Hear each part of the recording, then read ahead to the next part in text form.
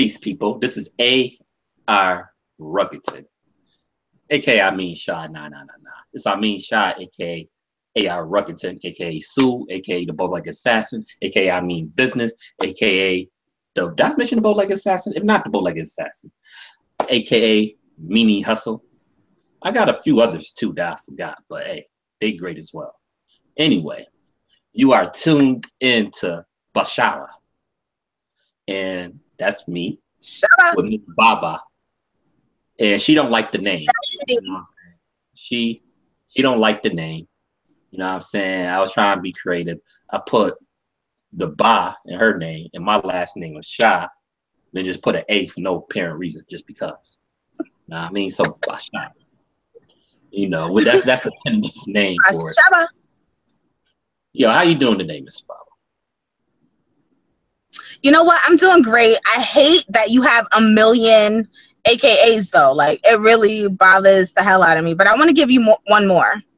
I mean, that's Celine. You're right. I forgot that one. No. It's the brand new one I just made up. What's that? AKA STFU. STFU. What's the S? Shut the fuck up. Oh. But I mean that with all due respect. I mean, like, AKA. You confused me because I was like,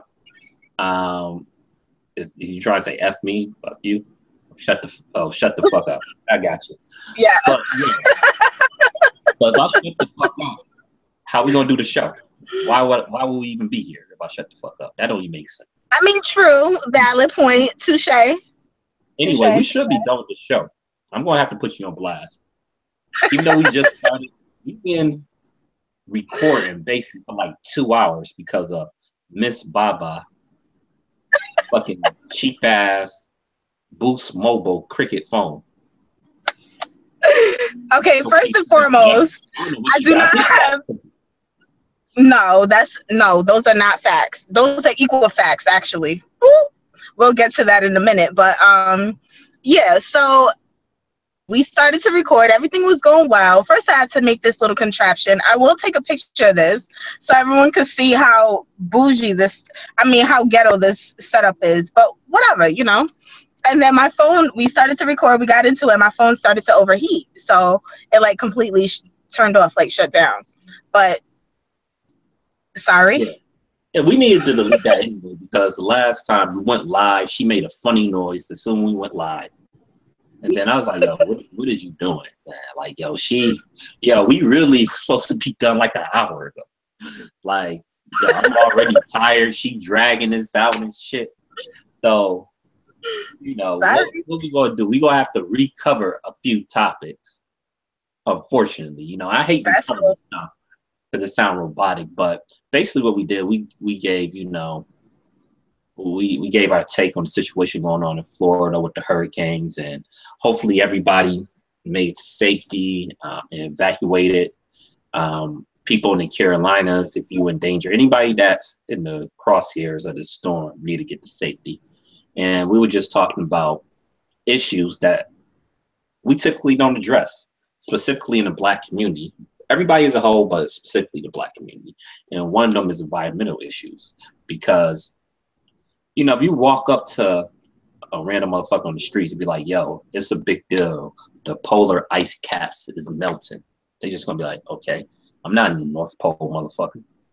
So really what we have to do is we have to explain why it's important. And the politicians, like the Democratic Party is almost worthless. They basically are, you know what I'm saying? They only like a half an inch better than Republicans, and they are totally pieces of shit. But when it comes to environmental issues, the Democrats are a little bit better. But the way they play the politics is all fucked up. It's just stupid. They talk about global warming. They talk about climate change. And like I said, to the average person out there, they're not going to grasp it. How did we help curb the acid rain problem or make that better? It was widely talked about. You know what I'm saying? They did what they need to do with the marketing on that, and you know, they helped curb that problem to a extent. How did cigarettes get done? Because you know, these big industries, they're alive. Yeah, you want a walkie-talkie, Miss Mama? Yeah, what you doing? You a trucker? Are you in a truck? No, what happened? You know, what was that noise?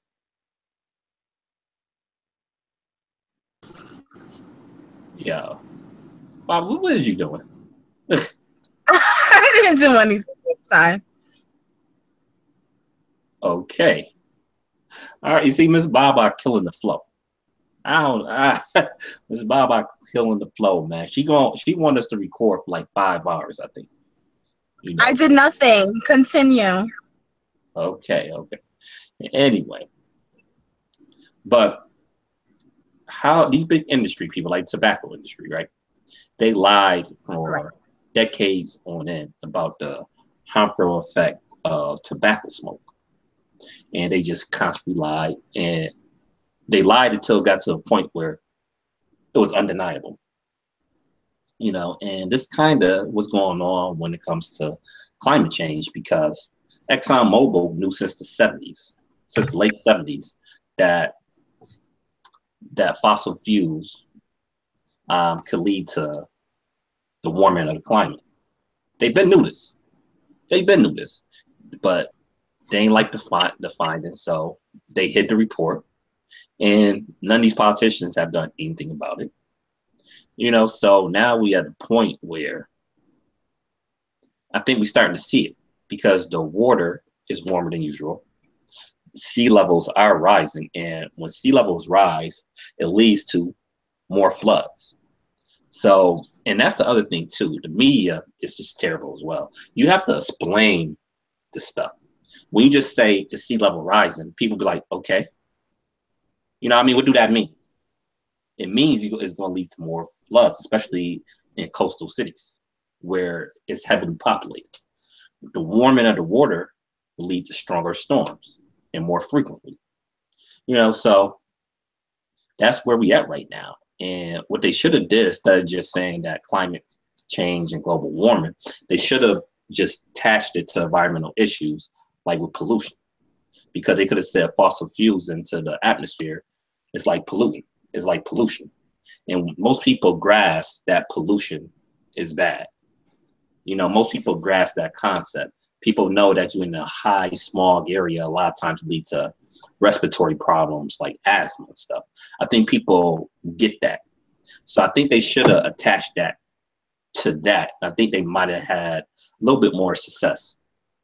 Also, you know, we covered this story on Always for Black on the Culture. Me, you, and me, Miss Baba, and Jay. We covered this farm in North Carolina, how they was taking the pig waste and basically spraying it into the atmosphere in a Black neighborhood, and it's leading to all sorts of problems in that neighborhood. Just the smell alone, you know, it's hard for the residents to even tolerate the smell, but also leading to health problems.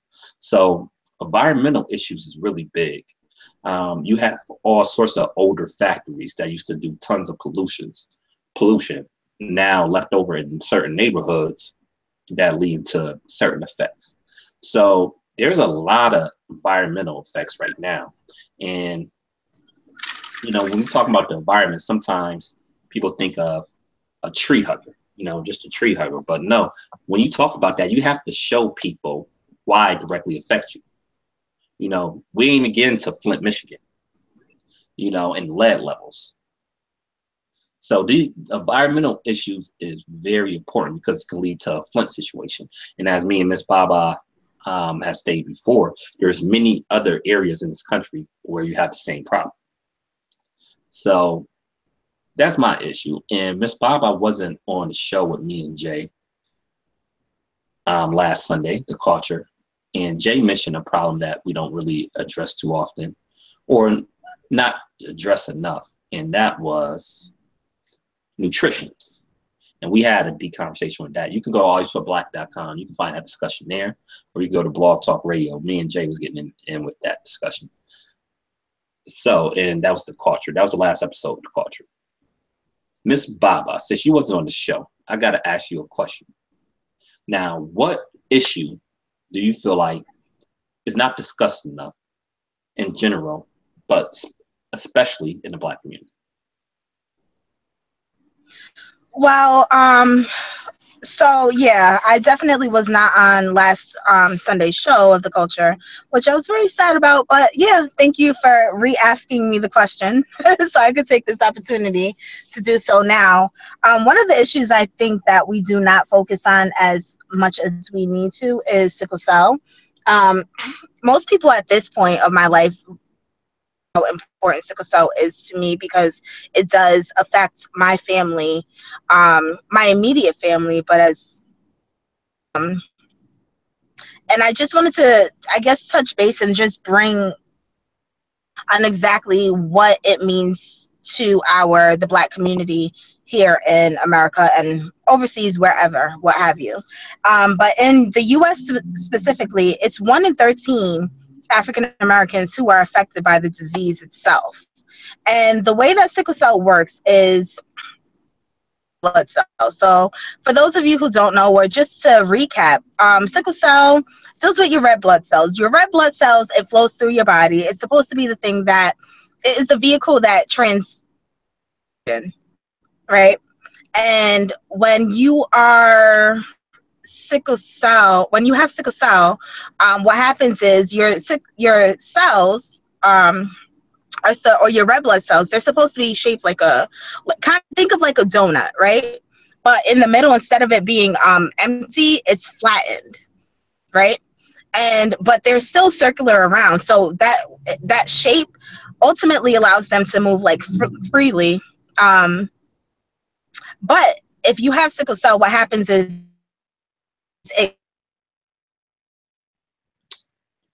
Miss Baba, are you there? Yeah, someone keeps call me. See me? Now. Okay. Are you gonna pop in the streets where you're gonna have like 1,000 calls while we record? Because this is not gonna be a long little episode, you know. No, it's not, and it's not.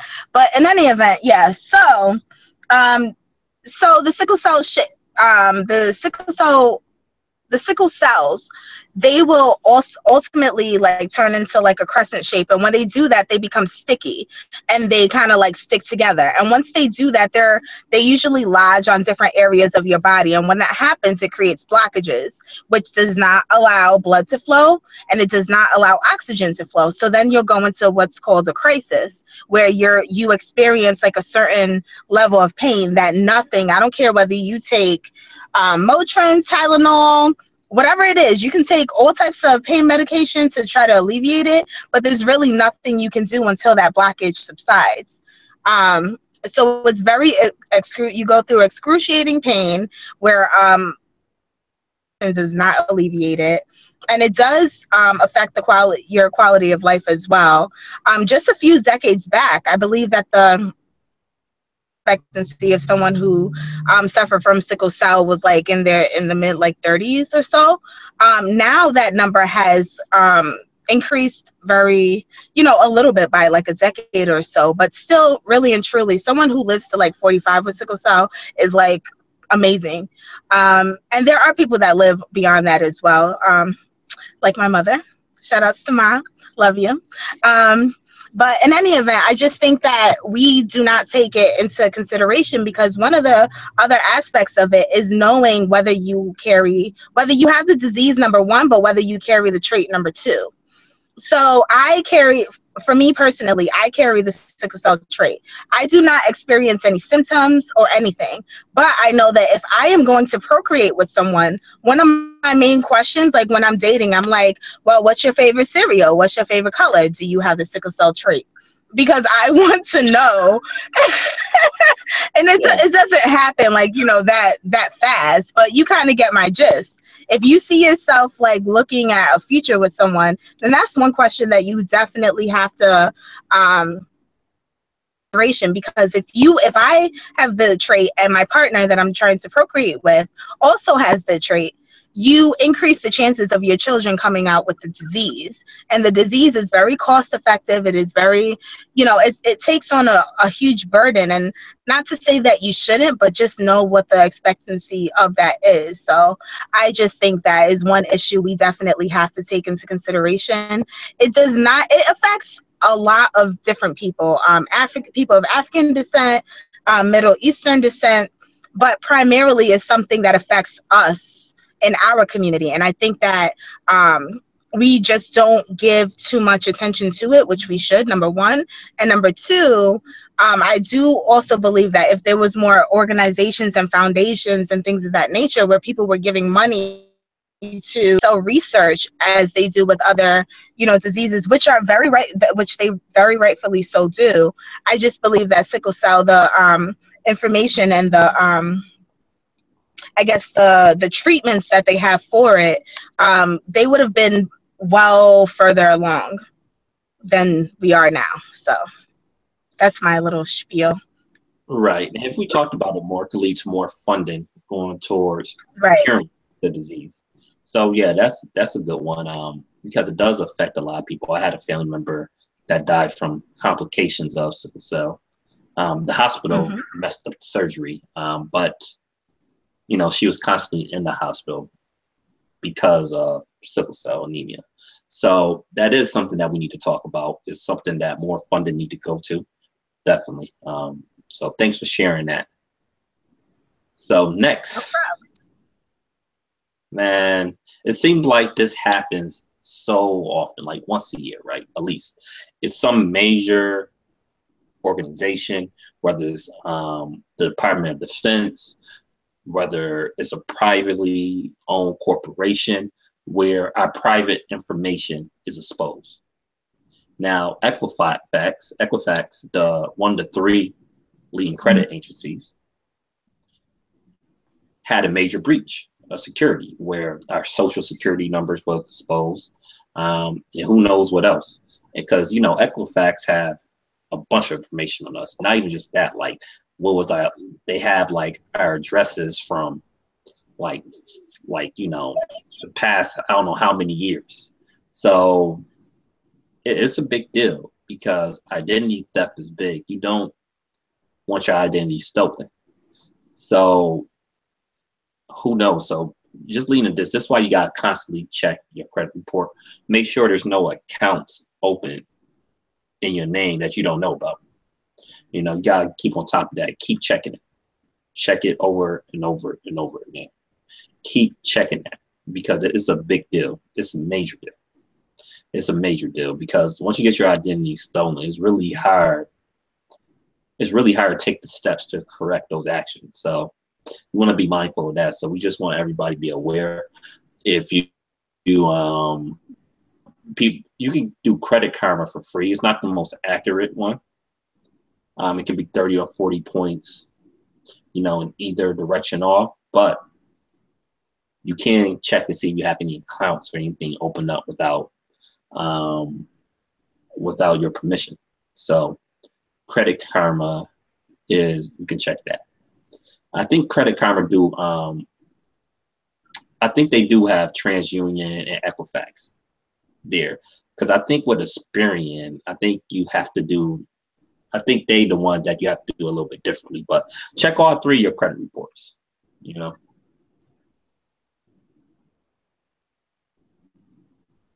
Baba, you sleep? You in the basement? You napping? No, you kind of cut off a little bit. Oh, what part didn't you hear? What part did I cut off with?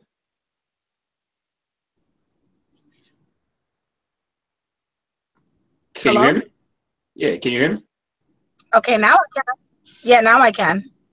See, I don't know if that on my end or if that was your Metro PCS. I'm not sure which one is messing up. Which one? But, I can't stand you. But just basically give us your opinion on the security breach with Equifax. Well, I think there's certain things we can all agree that, regardless of how much you prep, things can go wrong. But I think in this particular case, this is something that should never occur, like never. What sucks about it the most is that they are very reactive as opposed to proactive. Knowing that there is a possibility, because we do have a lot of, as technology grows and we try to be as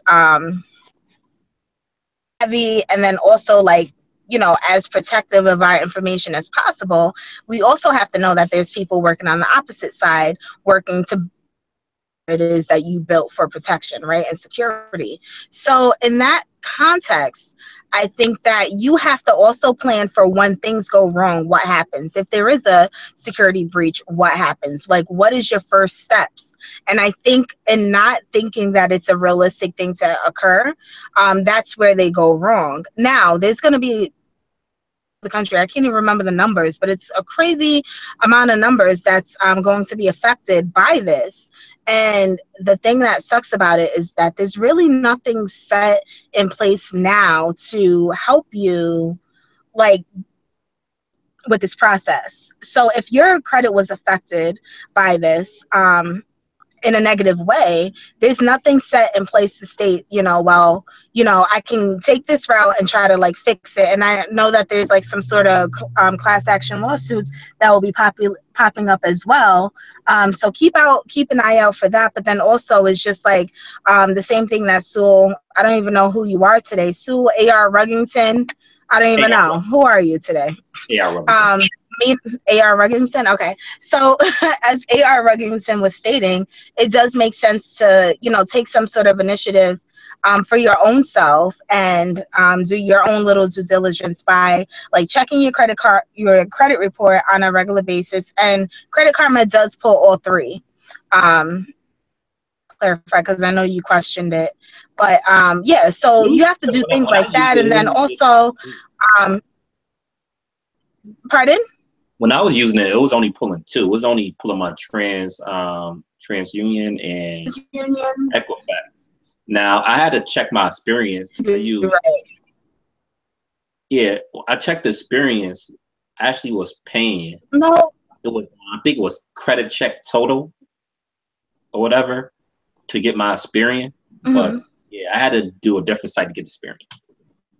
No, you're right. No, you're right. You're absolutely correct. It does check too. I just remember the top. It does have the two, TransUnion and Now, another thing people don't know that they can do, they can go online and request. You get like one free copy of your credit report a year, and if you haven't pulled it yet this year, you can definitely go ahead and do that, and that will allow you to figure out like what's going on, if there's any suspicious activity. Also, be mindful of these places that are supposed to like I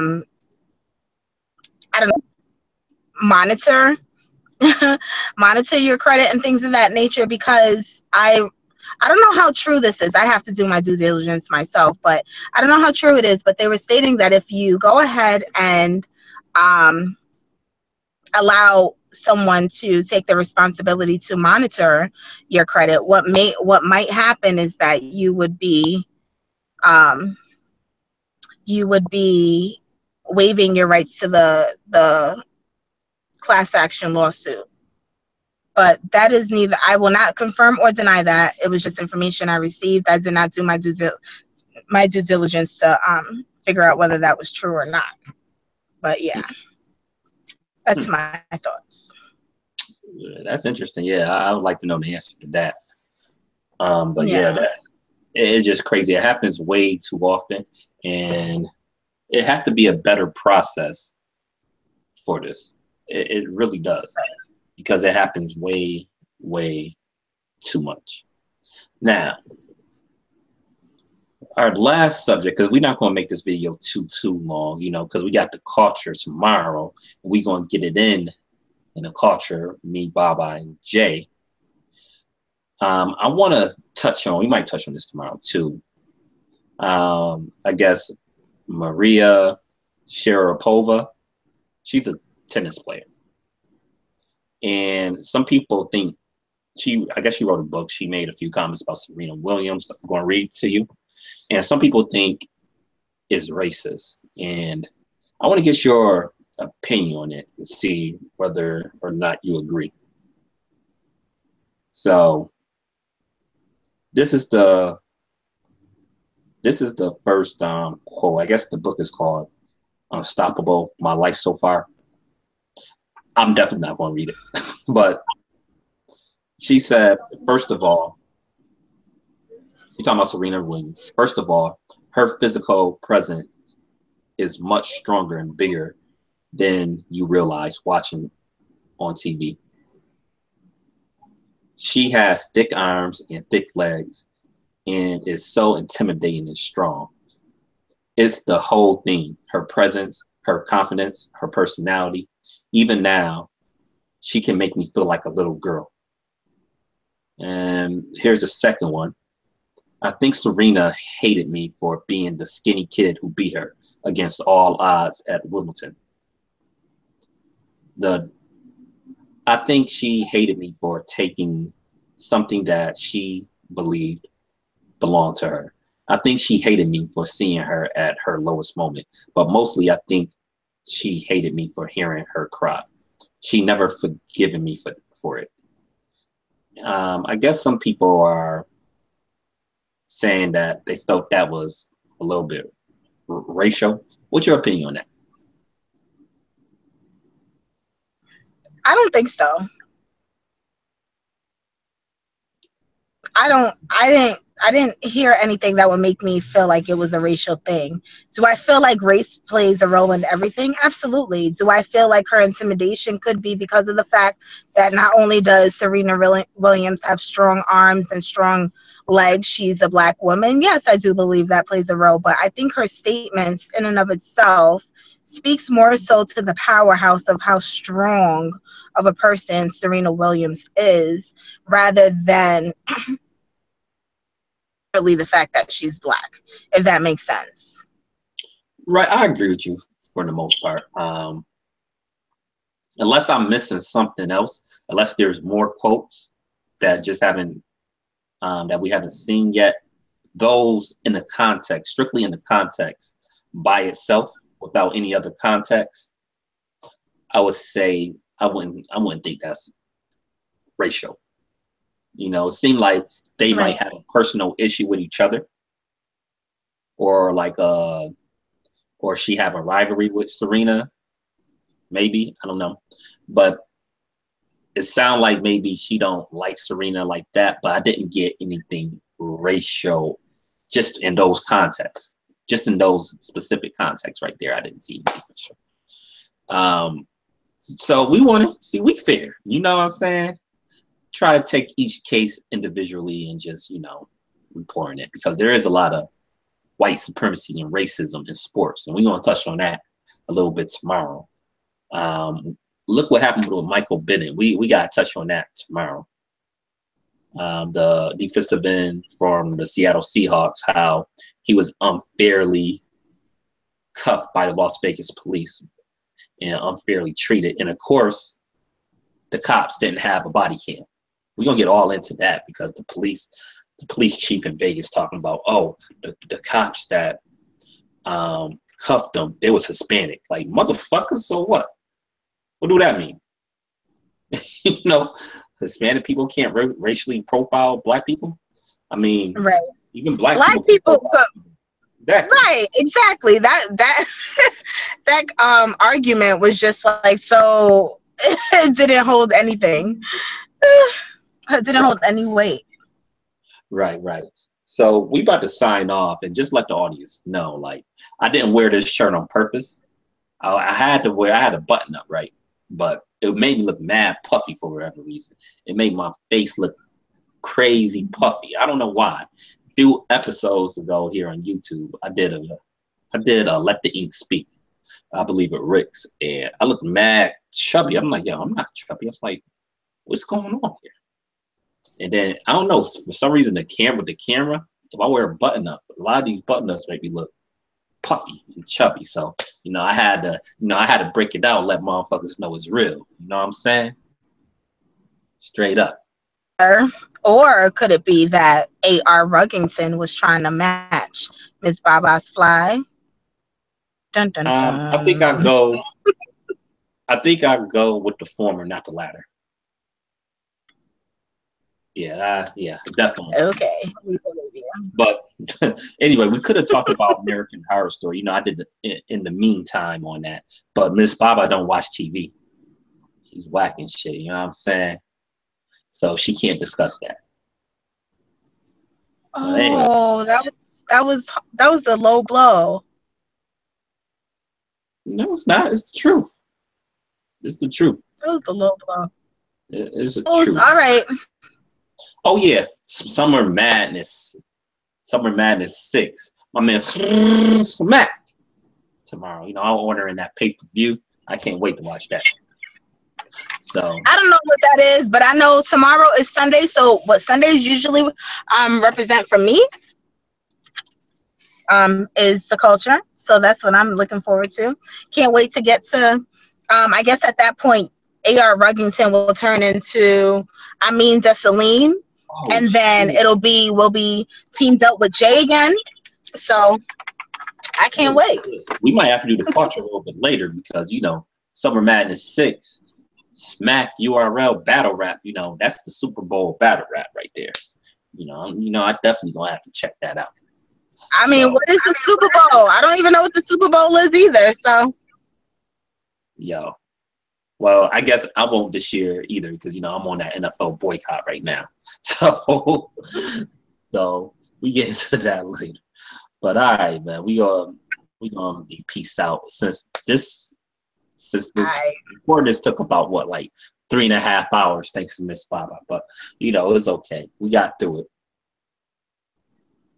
it. You know it. Peace.